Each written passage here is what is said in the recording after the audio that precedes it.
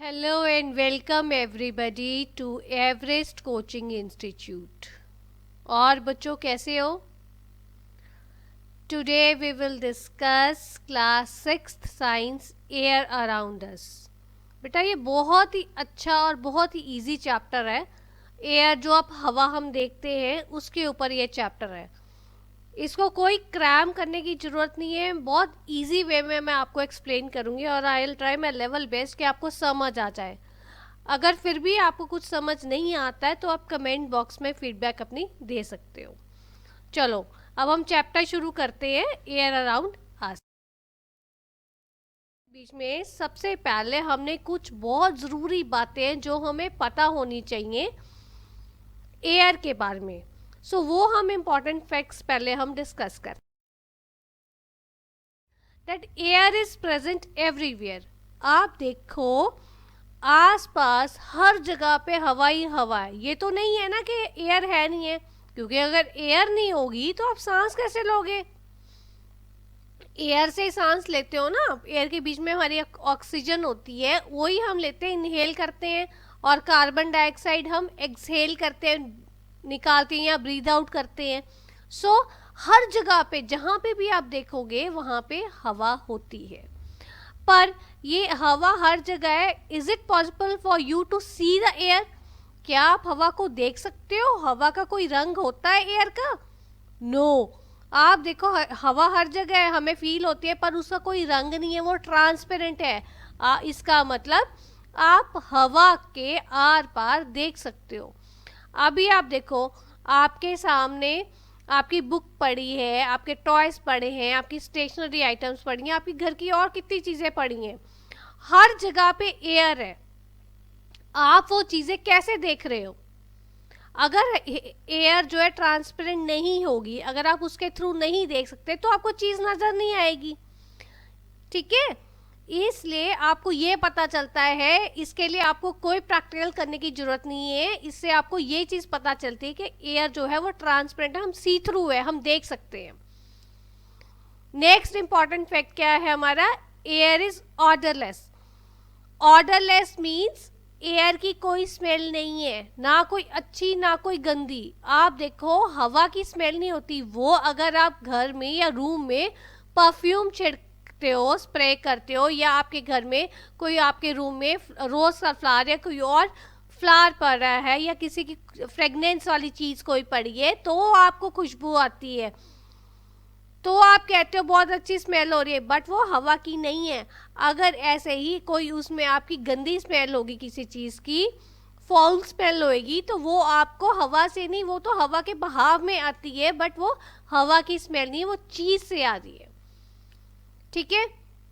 Next important fact is air has no colour. Air का कोई रंग नहीं है. आप देखो आपको हवा कोई लाल पीली नीली ऐसी नजर आ रही है, red yellow pink orange. Can you see the colour? No. Air जो है वो कलरलेस है, और एयर जो है वो ऑर्डरलेस है. एयर जो है वो ट्रांसपेरेंट है, सी थ्रू है. और ये अभी तक हमने ये फैक्ट्स इसके डिस्कस किए हैं. ठीक है. नेक्स्ट आता है वी कैन फील एयर. अब आपको एयर कैसे फील होती है भाई? देखो जब कभी हमारे बाहर आप निकलो और बहुत ठंडी हवा चल रही है, ठंडी हवा चल रही है, हाउ डू यू फील? आपके कपड़े जो है वो हिल रहे हैं, प्लांट्स ट्रीज वो हवा से हिल रहे हैं, या आपके हेयर्स वो हवा से हिल रहे हैं, पेपर हवा से उड़ रहे हैं. So you can feel the air but we can not see the air. हमें दिखती नहीं है, उसका कोई कलर नहीं होता है, पर हमें उसकी फीलिंग ज़रूर आती है कि हवा चल रही है या नहीं आए. अगर आपने कभी नोटिस किया हो, गर्मियों में हम लोग बोलते यार कितनी ठंडी हवा चल रही है, या कितनी लू चल रही है, हवा ही नहीं चल रही है. हम कहते हैं ना ऐसे. सर्दियों में हम कहते हैं यार आज तो बहुत ठंडा है, आज तो बहुत ठंडी हवा चल रही है. वो कैसे पता चलता है? As we are feeling it, हम उस चीज़ को फील करते हैं. Next comes air take space. देखो जो हवा है हमें दिखती नहीं है, उसका कोई कलर नहीं है, उसकी कोई स्मेल नहीं है, उसको हम सिर्फ फील कर सकते हैं. पर एक चीज़ है, हम एयर को जो है, एयर जो है वो स्पेस ज़रूर लेती है. एयर किसी भी आप चीज में देखोगे उसमें एयर जो है वो स्पेस लेती है। ये हम इसकी पूरी आगे आपको मैं डिटेल में इसको समझाऊंगी, right. Next is air is affected by altitude. Altitude means जैसे जैसे आप हाइट पे जाओगे, ठीक है, अभी आप नीचे प्लेन्स में हो, जैसे जैसे आप अपर पोर्शन में जाओगे, माउंटेन्स में जाओगे, तो आपको एयर जो है पता चलेगा एयर कम है या ज़्यादा है। अब आप देखो, आपने कभी नोटिस किया हो या आपने न्यूज़पेपर्स में पढ़ा हो या आपने टीवी में देखा या पेरेंट्स से सुना हो, वो क्या कहते हैं कि जैसे जैसे हम पहाड़ों में जाते हैं वैसे वैसे ऑक्सीजन सिलेंडर कैरी करना पड़ता है जैसे हम हाइट पे जाते हैं। वो क्यों? क्योंकि एयर कंटेंट वहाँ पे कम होता है। कई बार आप देखो, आप लोग घूमने जाते होगे हिल स्टेशंस पे, तो क्या होता है, बच्चे कभी क्या बोलते हैं हमारे कान बंद हो गए। कईयों को क्या होता है, रेस्पिरेशन प्रॉब्लम होती है, उनको सांस लेने में दिक्कत आती है। क्यों दिक्कत आती है? क्योंकि माउंटेन्स पे, हायर लेवल्स पे जितनी जितनी आप ऊपर जाते हो वहां पे आपकी एयर जो है वो कम होती है। ये रीजन है उसका, ठीक है। ये थे हमारे कुछ इंपॉर्टेंट फैक्ट्स जो हमें पता होना चाहिए एयर के बारे में। इसी सिर्फ मैंने आपको ब्रीफ उसका रिव्यू बताया है, ओवरव्यू बताया। अब मैं आपको इसकी कुछ, इस चैप्टर में हम इनकी डिटेल्स में इसको डिस्कस कर, क्या डिस्कस करना है कि एयर ऑक्युपाई स्पेस। अब एयर जो है वो स्पेस ऑक्युपाई करते हैं, ये आप कैसे डेमोन्स्ट्रेट करोगे या कैसे आप इसको जस्टिफाई करोगे। इस चीज के लिए हमें क्या करना है बेटा, देखो ये मैंने एक छोटा सा आपके लिए बनाया है। उसमें आपको मैंने एक एम्प्टी बॉटल ली है, ये देखो। एक ये हमारी बकेट है या टब यू कैन से, जिसमें हमने पानी डाला हुआ है, ठीक है। ये बॉटल हमारी खाली है, इस बॉटल में हमारा कुछ भी नहीं है, दिस इज एम्प्टी बॉटल। हमने दूसरी साइड क्या किया है, एक टम्बलर में जिसमें पानी भरा ही हुआ है हमारी बकेट में, उसके बीच में हमने अपना वो बॉटल को है जो वो इन्वर्टेड पोजीशन में, मींस उल्टा करके बॉटल को डाल दिया। बॉटल का कैप नहीं लगा हुआ है, बॉटल देखो बिल्कुल खाली है, ये खाली बॉटल को उल्टा करके हमने डाल दिया, कैप उसकी खुली हुई है। अब ये देखो, जब बॉटल इसमें गई, पानी क्यों नहीं घुसा इसमें? पानी घुसा इसमें? नो, क्योंकि प्रेशर से बॉटल अंदर गई है, नीचे पानी पूरा भरा हुआ, पर बॉटल में पानी नहीं भरा जा रहा। अब अगली बार हमने क्या किया, इसको थोड़ा सा टेढ़ा किया, बॉटल को टिल्ट किया। टिल्ट करने से क्या हुआ है कि ये देखो पानी अब जा रहा है और ये कुछ ये बबल्स निकले हुए हैं। ये क्या, इसका मतलब क्या है, ये जो हमने बॉटल को सीधा ऐसे डाला बेटा, तो इसके बीच में बॉटल जो थी वो खाली है। मैंने आपको बताया था कि एयर हमारी ट्रांसपेरेंट हमने पढ़ी है, उसको हम देख नहीं सकते हैं, उसको हम फील कर सकते हैं, पर उसमें जो है वो स्पेस भी ऑक्युपाई करती है। अब देखो, जब वो ट्रांसपेरेंट है, उसका कोई कलर नहीं है, वो सी थ्रू है, और उसके बीच में हम उसको स्पेस ऑक्युपाई कर रही है, इसीलिए देखो पानी नहीं गया, मतलब इसके बीच में कुछ है ना बॉटल में भरा हुआ, तभी पानी अंदर नहीं घुसा। और जैसे ही हमने बॉटल थोड़ी सी टेढ़ी की, तो क्या हुआ, पानी धीरे धीरे करके अंदर जा रहा है, और ये कुछ ये बबल्स निकल रहे हैं, ये सारे जो आपको दिखाई गए हैं। ये बबल्स क्या है, बबल्स बेसिकली इट मीन्स के एयर कंटेन्स स्पेस। इसके बीच में, बॉटल के बीच में एयर है, और वो एयर जब पानी हमने टेढ़ा किया तो एयर बाहर निकल रही है, एयर किस फॉर्म में निकल रही है, बबल्स की फॉर्म में, और पानी हमारा अंदर जा रहा है। ये आपको वो चीज जस्टिफाई करती है कि जो हमारी एयर है इट टेक स्पेस, वो स्पेस लेती है और वो ट्रांसपेरेंट है। उस चीज के लिए अगर आपको कोई शॉर्ट नोट आता है तो आप इस तरह की सिंपल सी डायग्राम बना भी सकते हो, ठीक है। ये अगर आपको लेंथी क्वेश्चन आएगा उसमें आपने करना है। नेक्स्ट हमने करना है एटमॉस्फेयर। अब एटमॉस्फेयर क्या होता है, बहुत इंपॉर्टेंट कॉन्सेप्ट है एटमॉस्फेयर का, बट एट 6 क्लास के लेवल में इतना ज़्यादा डिटेल में नहीं है, बट फिर भी थोड़ा सा है, उसको हम डिस्कस करते हैं। एटमॉस्फेयर क्या है? Atmosphere is a layer of gases surrounding the earth. Atmosphere जो है क्या होता है, बहुत सारी गैसेस हैं अर्थ के आसपास, उस सब की जो लेयर है उसको हम एटमॉस्फेयर कहते हैं। Atmosphere protects us from the harmful rays of the sun. Atmosphere क्या करता है, हमें प्रोटेक्शन में देखो बहुत सारी हार्मफुल रेज भी आती हैं, वो हार्मफुल रेज को हम लोगों को, ह्यूमन बींग्स को, अर्थ में जो लिविंग ऑर्गेनिजम्स हैं उन सबको प्रोटेक्ट करती है हार्मफुल रे से। वो हार्मफुल रे से कौन प्रोटेक्ट करता है, एटमॉस्फेयर। एटमॉस्फेयर में बहुत सारी लेयर्स होती हैं, वो लेयर्स से डिफरेंट लेयर्स जो है वो हमारी एटमॉस्फेयर की वो हमारे सन की हार्मफुल रे से हमें प्रोटेक्ट करते हैं। एक और है कि जो सन है, नेक्स्ट क्या है कि सन कह रही हूँ, एटमॉस्फेयर जो है, एटमॉस्फेयर एक जो है हवा के बहुत पतली सी लेयर है जिसके बीच में हमारे को ऑक्सीजन दी जाती है जिसको हम ब्रीथ करते हैं। हम human beings we inhale oxygen and we exhale carbon dioxide. हम ऑक्सीजन लेते हैं और कार्बन डाइऑक्साइड निकालते हैं, ठीक है। तो ये एटमॉस्फेयर हमारे को ऑक्सीजन प्रोवाइड करता है। एयर जो है, एयर के बीच में हमारी ऑक्सीजन है जिसको हम ब्रीथ करते हैं। नेक्स्ट है, atmosphere helps in maintaining moderate temperature on earth. Atmosphere का एक और बहुत इंपॉर्टेंट रोल है, वो क्या है कि एटमॉस्फेयर जो है एक मॉडरेट टेम्परेचर, ठीक ठाक टेम्परेचर ये धरती पे मेंटेन करने में बहुत इंपॉर्टेंट रोल है करता है, प्रोवाइड करता है। उसमें क्या रोल है उसका कि ताकि वो क्यों ये रोल प्रोवाइड करता है, वो इसलिए करता है ताकि हमारे लिविंग ऑर्गेनिजम्स इस अर्थ पे रह सकें। आपको देखा जाए तो हमारे 8 प्लैनेट्स हैं, 8 प्लैनेट्स में सारे प्लैनेट्स पे लाइफ पॉसिबल नहीं है, अर्थ पे ही है, क्योंकि वो एक टेम्परेचर भी है। एटमॉस्फेयर जो है वो एक लिविंग ऑर्गेनिजम्स के रहने के लिए टेम्परेचर मेंटेन करता है।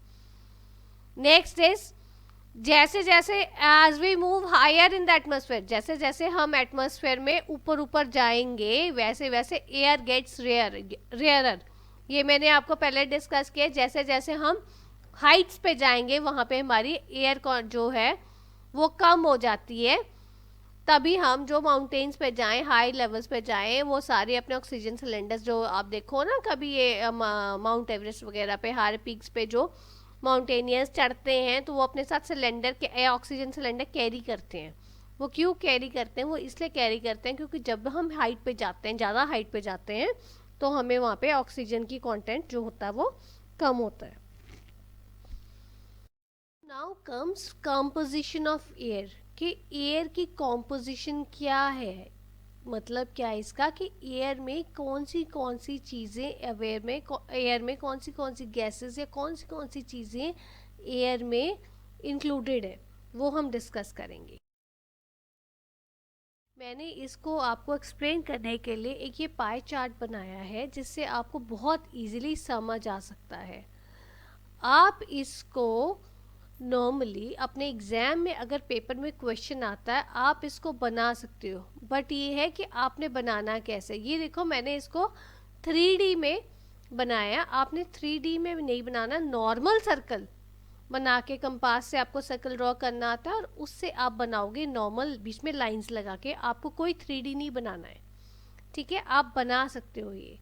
अब ये देखो, ये जो आपको पाई चार्ट है ये आपको क्या दिखा रहा है, ये आपको बेसिकली बता रहा है कि एयर में क्या क्या है। ये देखो, अगर ये पूरा सर्कल हमारा जो है वो एयर है, ठीक है, ये पाई शो कर रहा है पूरा सर्कल हमारा एयर है। एयर में क्या कौन सी चीज़ें इंक्लूडेड है वो बताएंगे। अब ये ग्रीन पोर्शन आपको शो कर रहा है नाइट्रोजन। नाइट्रोजन हमारी एयर में 78% है। इसका मतलब सबसे ज़्यादा एयर में कॉम्पोजिशन किस चीज़ की है, नाइट्रोजन की, दैट इज 78%। ये रेड कलर आपको शो कर रहा है carbon dioxide, water vapour and other gases. जो ये रेड कलर है 1% है और ये आपको शो कर रहा है carbon dioxide, water vapour and other gases. Mean सबसे ज़्यादा कॉम्पोजिशन होती है हमारी नाइट्रोजन की 78% और सबसे कम हमारी होती है कार्बन डाइऑक्साइड, वाटर वेपर और अदर गैसेस की, पर ये होती है 1%।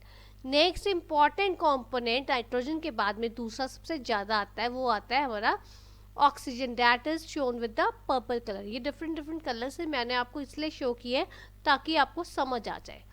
ये देखो, सबसे ज़्यादा एयर में क्या है, नाइट्रोजन है 78% और 21% सेकेंड नंबर पे क्या है, ऑक्सीजन है, राइट, जो हम गैस इनहेल करते हैं।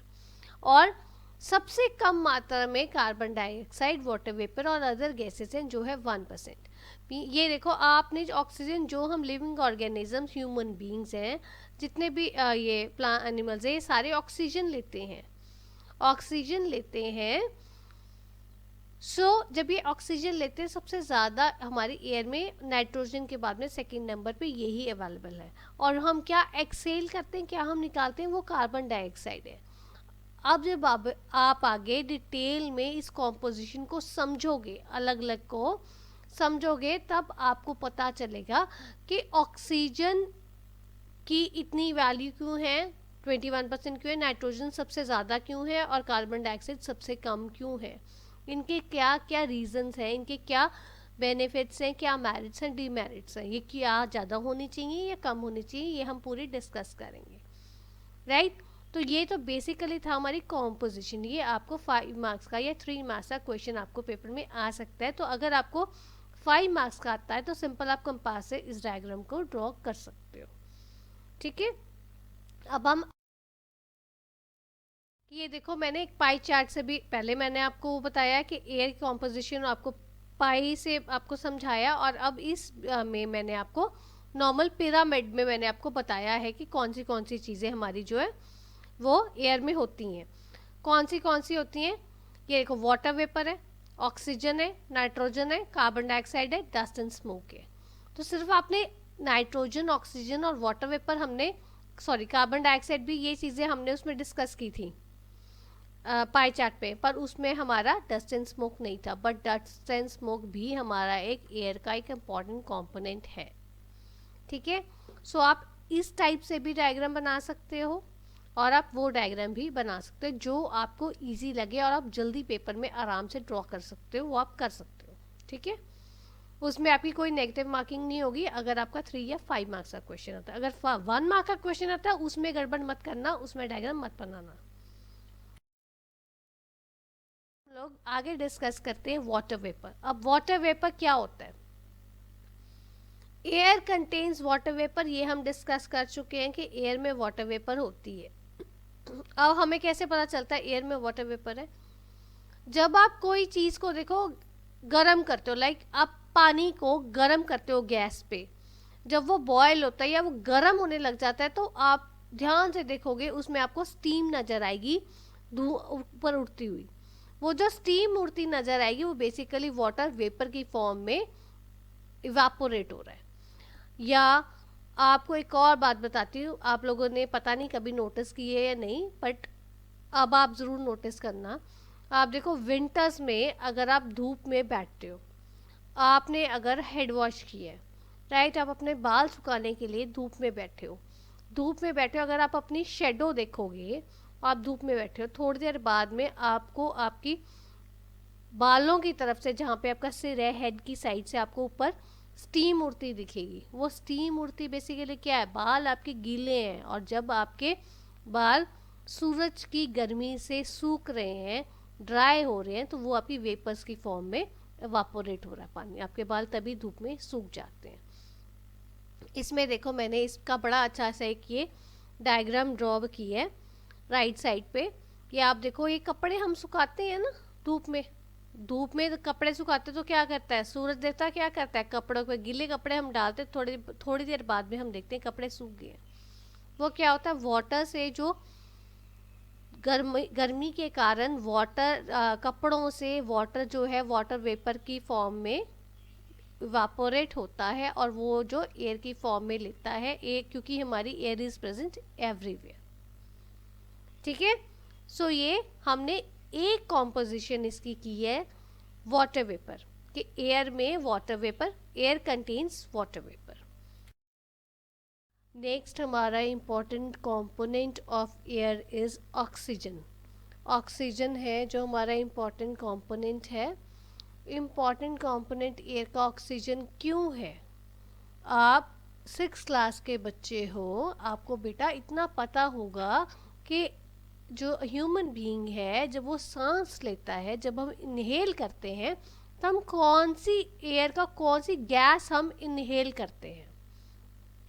एयर की कॉम्पोजिशन में हमने पढ़ा था ना, उसमें गैसेस है। कौन सी गैस हम इनहेल कर रहे हैं। हम इनहेल जब हम सांस लेते हैं हमारे अंदर क्या जाता है, हमारे अंदर ऑक्सीजन जाती है।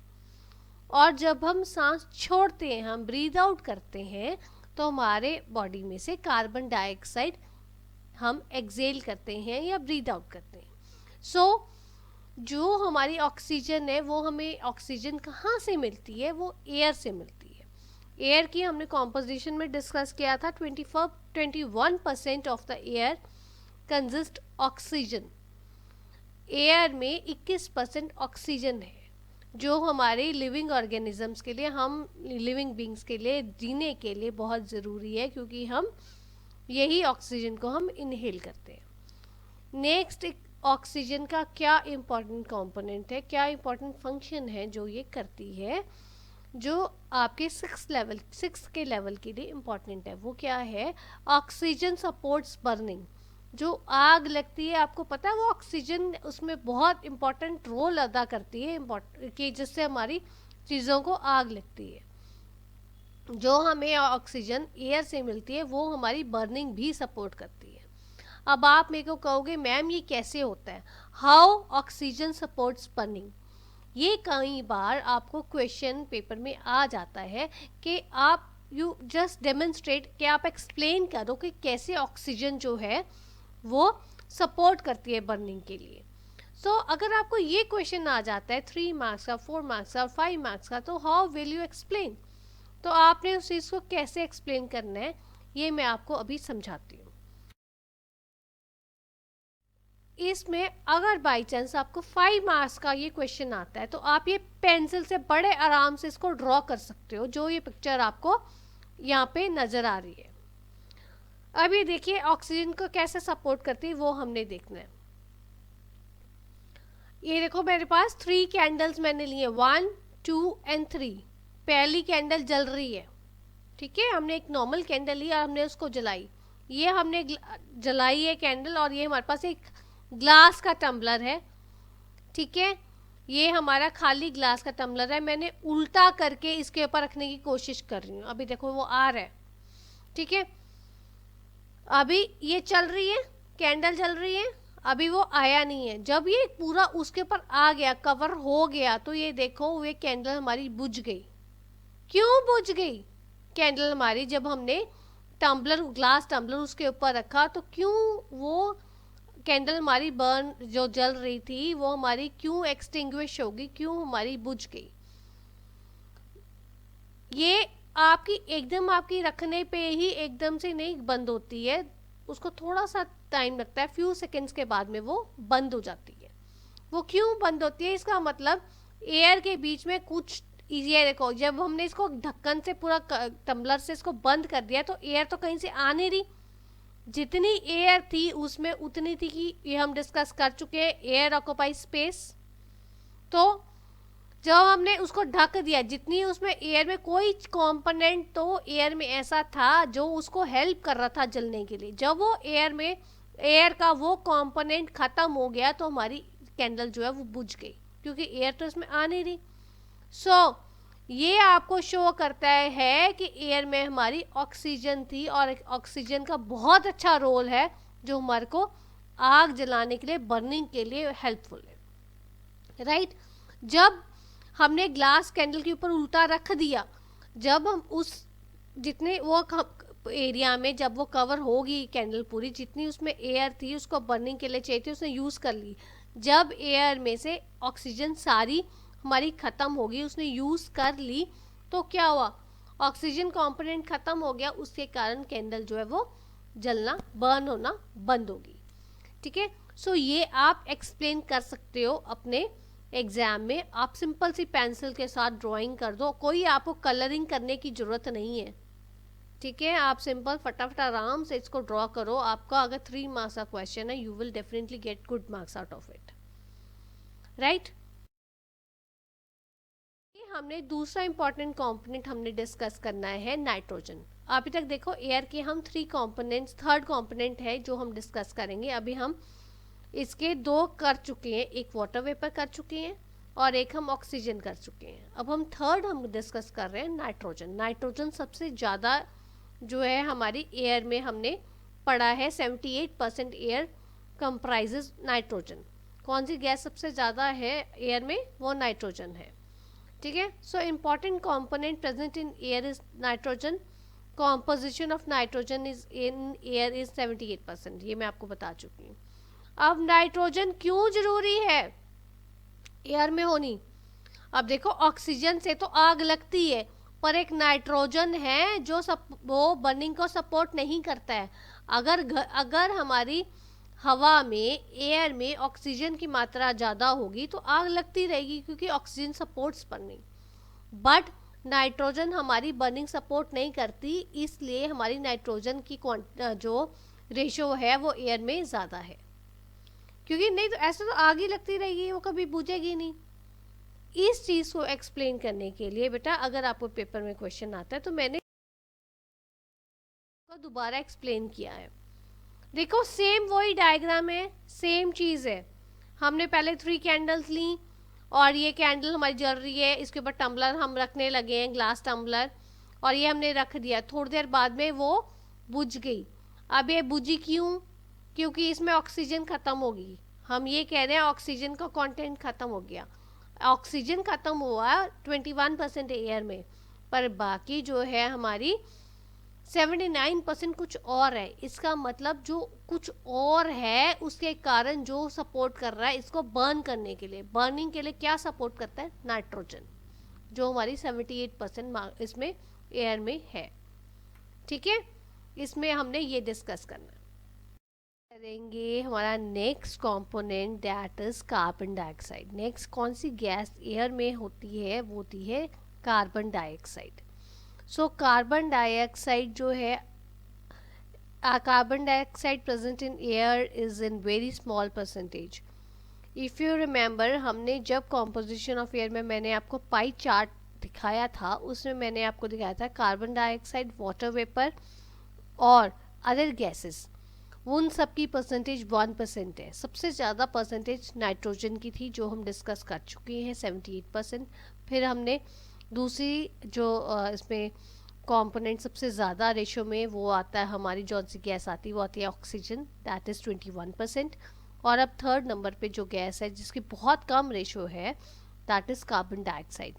वाटर वेपर हम डिस्कस कर चुके हैं और अब कार्बन डाइऑक्साइड कर रहे हैं, जो कुछ पॉइंट्स में ही अवेलेबल हमारी इसमें है, एयर में है। सो आप देखो, जो हमारे whenever we burn anything it consumes oxygen and produces carbon dioxide. ये हम ऑलरेडी डिस्कस कर चुके हैं बेटा, कि किसी आग लगाने के लिए किस चीज़, कौन सी गैस की ज़रूरत है? ऑक्सीजन। ऑक्सीजन होगी तो आग लगेगी। हमने ये डिस्कस किया इन डिटेल में, हम पूरा मैंने आपको एक्सपेरिमेंट करके दिखाया इसका। तो अगर मीन तभी हमारी ऑक्सीजन जो है एयर में 21% है। इसका मतलब क्या है? अगर आपकी एयर में ऑक्सीजन ना हो तो कुछ बर्निंग नहीं होगी। अब ऑक्सीजन जो है 21% है, बर्निंग वो सपोर्ट करती है। पर जब आपने कभी देखा है, आपने इस चीज़ को कभी आप देखो, अगर आप किसी चीज़ को आग लगाते हो तो वहाँ से गरमाइश आती है। अब जैसे लोहड़ी पे देखो, आप आग लगा के बैठते हैं, हम लोग लोहड़ी पे हम आग लगाते हैं ना, या विंटर्स में नॉर्मली आप जाते हो कहीं पे भी तो अच्छे अच्छे फंक्शंस पे भी जाओ, कभी किसी रेस्टोरेंट्स वगैरह में भी जाओ, तो वहाँ पे ओपन में उन्होंने लगाई होती है, बर्निंग की होती है वुड्स के साथ। तो वो जो उन्होंने आग लगाई होती है, वो उससे क्या होता है? ऑक्सीजन है एयर में, इसलिए आग लग रही है, बट वो कुछ गर्म हवा हमारे उसके आसपास होती है, गर्माइश होती है उसके आसपास। इस चीज़ से ये पता चलता है कि जौन सी गैस रिलीज हो रही है वो गर्म है। तो और जब भी कोई चीज़ जलती है तो कार्बन डाइऑक्साइड रिलीज होती है, राइट? तो आप लगाओगे आग, ऑक्सीजन के कारण आग लग रही है, पर कार्बन डाइऑक्साइड हमारी रिलीज हो रही है। हमारे इस एटमॉस्फेयर में, हमारी एयर में कार्बन डाइऑक्साइड की बहुत ज़्यादा ज़रूरत है। ऐसे नहीं है कि नहीं ज़रूरत, उसका भी एक अपना इम्पॉर्टेंट रोल है। क्यों? क्योंकि जो प्लांट्स हैं, हम लोगों ने तो we breathe in oxygen and we breathe out carbon dioxide, but जो हमारे प्लांट्स हैं वो क्या करते हैं, हमारे से उल्टा चलते हैं। उनको कार्बन डाइऑक्साइड वो लेते हैं, इनहेल करते हैं, ब्रीद इन करते हैं, और वो ऑक्सीजन जो है वो अपनी वो देते हैं, ब्रीद आउट करते हैं, वो ऑक्सीजन हम लोग लेते हैं। और इन लोगों को इसलिए प्लांट्स के लिए कार्बन डाइऑक्साइड का बहुत इंपॉर्टेंट रोल है। एक बहुत इंपॉर्टेंट प्रोसेस के लिए भी ज़रूरत होती है इनके फोटोसिंथेसिस प्रोसेस के लिए, जिससे वो खाना, ग्रीन प्लांट्स खाना बनाते हैं। ये हम ऑलरेडी डिस्कस कर चुके हैं गेटिंग टू नो प्लांट्स में। जो आपकी कार्बन डाइऑक्साइड, इससे पता चलता है कार्बन डाइऑक्साइड बहुत कम रेशियो में है, और ये बहुत इंपॉर्टेंट है क्योंकि प्लांट्स के लिए बहुत ज़रूरी है। और कुछ भी चीज़ जब जलती है तो वो कार्बन डाइऑक्साइड रिलीज करती है। ओके, देखो मैंने पूरा इसका एक डायग्राम बनाया हुआ है।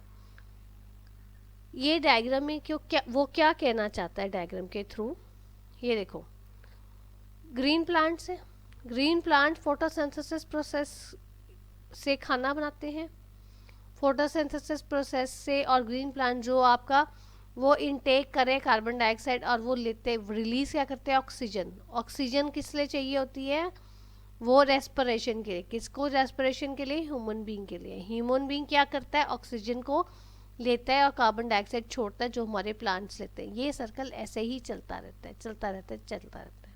ये कंटिन्यूस प्रोसेस है, अपने आप चलता रहता है। इसीलिए बेटे कहते हैं इकोलॉजिकल बैलेंस को मेंटेन करना चाहिए कि हमें प्लांट्स ज़रूर लगाने चाहिए, क्योंकि अगर आप प्लांट्स हम नहीं लगाएंगे, प्लांट्स को कट करते रहेंगे, तो ह्यूमन बीइंग का सर्वाइवल बहुत मुश्किल है। क्योंकि ऑक्सीजन कहाँ से मिलनी है, ऑक्सीजन हमें प्लांट से मिलनी है। That is why everybody says grow more trees, कि प्लांट करो, ट्रीज़ को ज़्यादा से ज़्यादा, ट्रीज़ को मत काटो, क्योंकि अगर ट्रीज़ को काटोगे तो आपकी लाइफ इस अर्थ पे पॉसिबल नहीं है, बहुत मुश्किल हो जाएगी। हमने डिस्कस करना है डस्ट एंड स्मोक। हमने अपने 4 इसके कंपोनेंट्स जो है कॉम्पोजिशन ऑफ एयर के हमने डिस्कस कर लिए। कौन से हमने डिस्कस किए, water vapour, oxygen, nitrogen, carbon dioxide. अब हमारा 5th उसका जो कंपोनेंट है that is dust and smoke, वो हमारा लास्ट है और वो हमने डिस्कस करना है। अब ये डस्ट एंड स्मोक क्या है, डस्ट एंड स्मोक हमेशा एयर में होते हैं प्रेजेंट। अगर आप कभी देखो ध्यान से, जैसे जब कमरे में लाइट नहीं है, कमरा बंद है और कमरे में हमारे लाइट नहीं है, बहुत हल्की सी रोशनी कमरे में आ रही है, कहीं से आप देख रहे हो होल से एक लगा हुआ उसे आ रही है, बाहर सन है, हल्की सी लाइट जो आ रही है, तो आप कमरे में देखोगे तो आपको कुछ हवा में डस्ट पार्टिकल्स घूमते हुए नजर आएंगे। कुछ पार्टिकल्स जो वो घूमते नजर आएंगे वो क्या है, these are basically the dust particles which are in the air. This shows that dust particles are always present in the air. इसी तरह देखो, अब जो फैक्ट्रीज है, फैक्ट्रीज में स्मोक है, स्मोक निकलती है, फैक्ट्रीज में कुछ भी प्रोडक्शन होगी तो स्मोक तो निकलेगी। अब कभी आप देखो फैक्ट्रीज की जो स्मोक जो निकलती है, उनकी जो चिमनीज होती हैं वो छोटी नहीं होती, बहुत बड़ी बड़ी ऊंची लंबी हाइट की होती हैं। वो इसलिए होती हैं ताकि जो वो अपना पॉल्यूटेंट्स निकाल लें एयर में, वो जो भी स्मोक वगैरह जो कुछ भी डस्ट पार्टिकल्स निकालें वो ऊपर जाए, हमारे नीचे ज़्यादा ना आए, ऊपर ज़्यादा एयर में जाए। तो वो भी डस्ट एंड स्मोक आपकी क्रिएट करती हैं फैक्ट्रीज। जो देखो नेक्स्ट है हमारे जो vehicles which ply on road also contribute a lot in this front. अब जो हमारे व्हीकल्स हैं, देखो जी जितने भी आपके व्हीकल्स हैं वो सारे पोल्यूशन चेक होता है, फिर भी देखो उनकी धुआं बहुत निकलता है कई व्हीकल्स में से।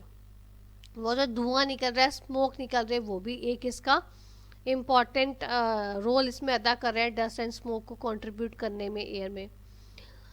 Then comes burning of garbage, waste material, discarded remains of the crop is also responsible for this.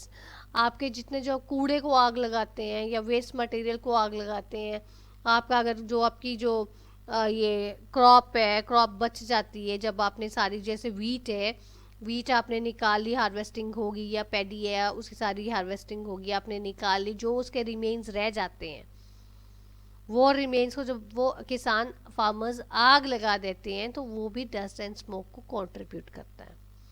ठीक है, तो ये सारे हमने टॉपिक पॉइंट्स पढ़े हैं कॉम्पोजिशन ऑफ एयर के। What are the various components of air, ये क्वेश्चन आपको 5 मार्क्स में आ सकता है। तो इसको आपको 5 मार्क्स के लिए आपको सारे टॉप पॉइंट्स लिखने पड़ेंगे, पर आपको इतनी डिटेल में एक्सप्लेन नहीं करना है, थोड़ा थोड़ा उसको आप एक्सप्लेन करोगे। आगे का इम्पॉर्टेंट जो है वो है इम्पॉर्टेंट यूजेस ऑफ एयर। अब एयर के हमने कॉम्पोजिशन हम डिस्कस कर चुके हैं कि एयर में ये गैसेस हैं, ये चीज़ें अवेलेबल हैं, बट एयर के क्या यूजेस हैं, क्यों एयर हमारे लिए क्यों ज़रूरी है, व्हाई इज़ इट सो, आज हम वो डिस्कस करेंगे। डिस्कस करने के लिए सबसे पहले है एयर के it sustains life and growth. देखो, लिविंग ऑर्गेनिजम्स की एयर के बिना लाइफ पॉसिबल नहीं है, क्योंकि आपको एयर इनहेल भी करनी है और एक्सेल भी करनी है। अगर ब्रीथ इन भी करनी है, ब्रीथ आउट भी करनी है, अगर एयर नहीं होगी तो आप कैसे ज़िंदा रहोगे बताओ। अगर आप सांस ही नहीं लोगे तो आप कैसे ज़िंदा रहोगे। So it sustains life and growth. Air is very important for photosynthesis process. Photosynthesis process किस लिए यूज़ होता है, ये ग्रीन प्लांट्स को खाना बनाने के लिए यूज़ होता है, और ये पूरा डिटेल में मैंने आपके साथ डिस्कस किया ये गेटिंग टू नो प्लांट्स के वाले चैप्टर में फोटोसिंथेसिस का। इवन तो अगर आपको कुछ इसमें नहीं ध्यान रहता है तो मैं इसमें आपको लिंक डाल दूंगी, तो आप इजीली उसको देख सकते हो।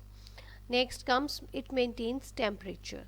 जो एयर है वो हमारा टेम्परेचर को मेंटेन करने की में बहुत हेल्प करती है, इसके कारण हमारी लाइफ पॉसिबल होती है अर्थ पे। Next is combustion. Combustion means burning. Combustion का मतलब क्या होता है, बर्निंग। तो ये हम एयर में अगर ऑक्सीजन प्रेजेंट है, इसी कारण आपकी बर्निंग या कंबस्टन पॉसिबल है। और अगर एयर है तभी, एयर में नाइट्रोजन है तभी ये जो हमारी है बर्निंग बंद होती है। So it plays an important role, air plays an important role in burning. Next comes helps in maintaining temperature. ये मेरे से गलती से रिपीट हो गया दोबारा, सो आपने एक ही बार लिखना है कि वो टेम्परेचर मेंटेन करने में हेल्प करती है। Next is helps in movement of sailing yachts, gliders, parachutes and aeroplanes. अब बेटा देखो, आप स्काई में देखते हो या आप ओशंस सीज में देखते हो, सीज में क्या होता है, याट्स शिप्स आपकी चलती हैं, पर जो शिप्स होते हैं वो तो आपकी दूसरी तरह चलते हैं, इंजन से चलते हैं। जो याट्स वगैरह होती हैं उनमें हेल्प ये आपकी एयर बहुत इंपॉर्टेंट रोल करता है प्ले करता है उसको चलाने के लिए। ग्लाइडर्स जो आपके चल रहे हैं, पैराशूट्स जो आपके उड़ रहे हैं, एरोप्लेन्स जो आपके चल रहे हैं, उन सबको इनकी मूवमेंट के लिए आपकी एयर बहुत ज़रूरी है। Then next is birds and insects fly due to presence of air. अब जितने भी हमारे बर्ड्स हैं या इंसेक्ट्स हैं जो फ्लाई करते हैं एयर में, उनको एयर में फ्लाई करने के लिए किस चीज़ की ज़रूरत है, एयर की। वो स्काई में फ्लाई नहीं कर सकते अगर एयर नहीं होगी। एयर की प्रेजेंस से वो इजीली, क्योंकि अपने विंग्स को हिला के वो एयर को पीछे करते हैं और वो इजीली मूव कर सकते हैं, फ्लाई कर सकते हैं।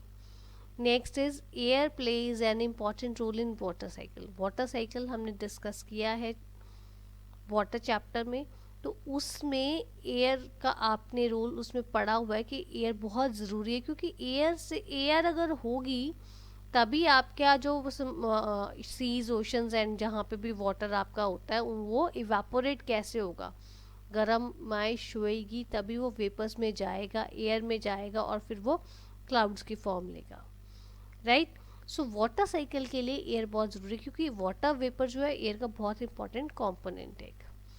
Next is air also helps in the dispersal of seeds and pollens of flowers of various several plants. अब देखो प्लांट्स में देखो, कई प्लांट्स में जो होता है हमारे को, जो एक जैसे रोज़ है, रोज़ में क्या होता है, हमें उसकी स्टेम काट के हम लगाते हैं तो वो लग जाता है। बट कुछ प्लांट्स ऐसे हैं जिनके फ्लावर्स गिरते हैं या उनके सीड्स गिरते हैं और वो अपने आप जहाँ पे वो गिरते हैं वहाँ पे वो अपने आप जर्मिनेशन शुरू हो जाती है। जैसे आपका एक ये आप लोगों को पता होगा तुलसी है, तुलसी के बीज जहाँ गिरते हैं वहाँ से वो अपने आप ही वो सीड्स जर्मिनेट होके प्लांट बन जाते हैं। ठीक है, तो एयर इन चीज़ों के लिए बहुत ज़रूरी है, इसलिए आपने ये नहीं कहना कि एयर के बिना लाइफ, अब वो जो एयर की कोई इंपॉर्टेंस नहीं है, एयर बहुत इंपॉर्टेंट है। इतने पॉइंट्स हमने डिस्कस किए हैं, आपको एग्जाम में क्वेश्चन इसके ऊपर आ भी सकता है। Availability of oxygen to plants and animals living in water and soil. अब देखो जी, जो तो धरती पे रहते हैं, राइट, मतलब जैसे हम ह्यूमन बींग्स हैं, प्लांट्स हैं और एनिमल्स हैं, उनको ऑक्सीजन तो बड़े आराम से मिल जाती है। बट एक बात आती है कि जो वाटर में है और जो सॉइल में है उनको ऑक्सीजन कहाँ से मिल,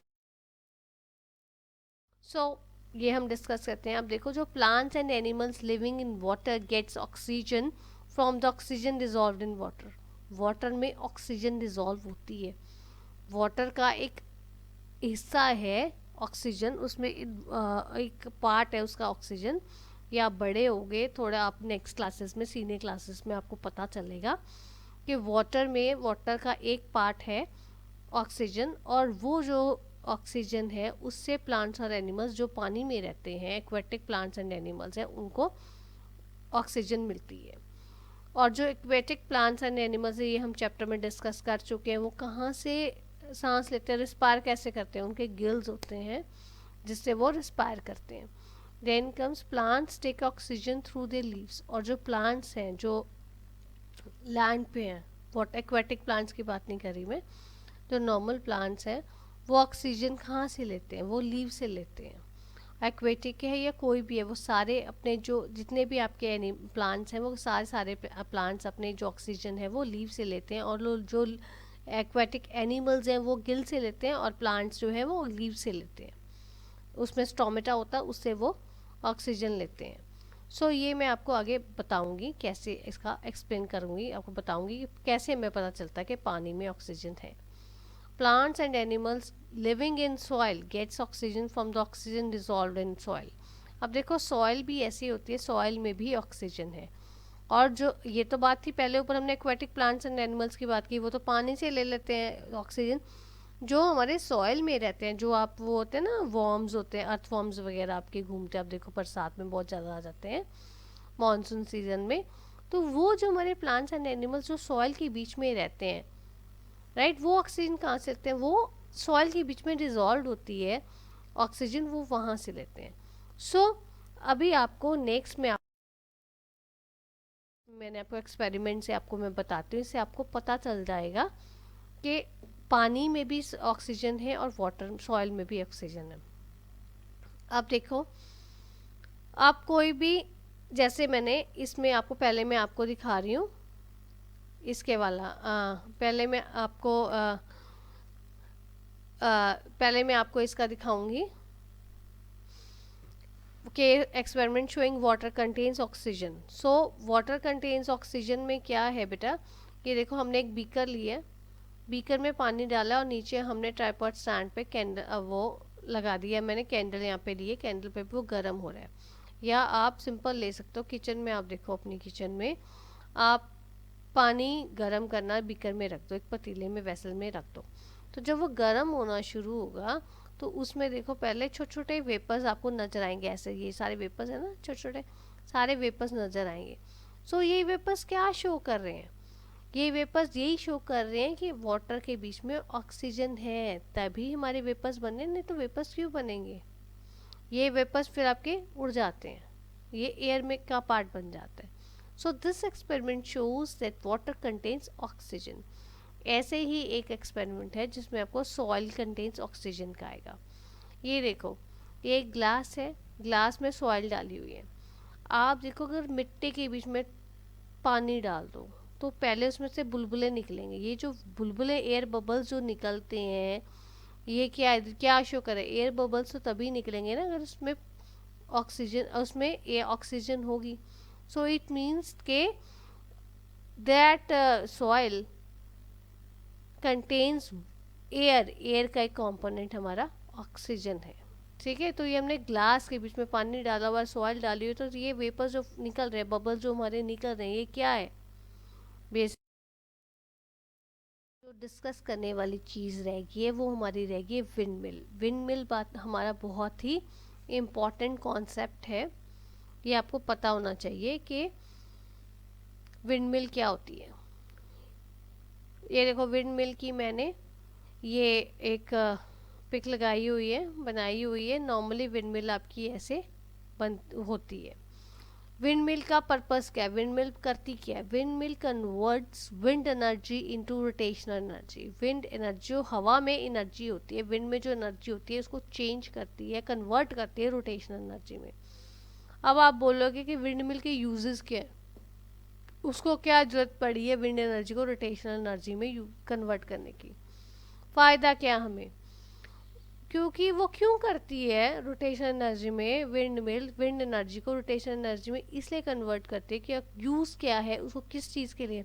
अगर आपने पंपिंग वाटर पानी देने के लिए चाहिए, आपको इलेक्ट्रिसिटी जनरेट होती है इससे, आपके फ्लोर मतलब आटा और आपका ये जो स्पाइसेस हैं वो पिस जाती हैं, ग्राइंड हो जाती हैं। ट्यूबवेल से आपने वाटर ड्रॉ करना है, निकालना है, तो वो आपका इससे हो जाता है। ये सारी चीज़ें किससे होती हैं, हमारी विंड मिल हेल्प करती है। ठीक है, ये सब था हमारा इस चैप्टर में था। So if you find any difficulty, you are most welcome to give your feedback in the comment box. Thanks for watching.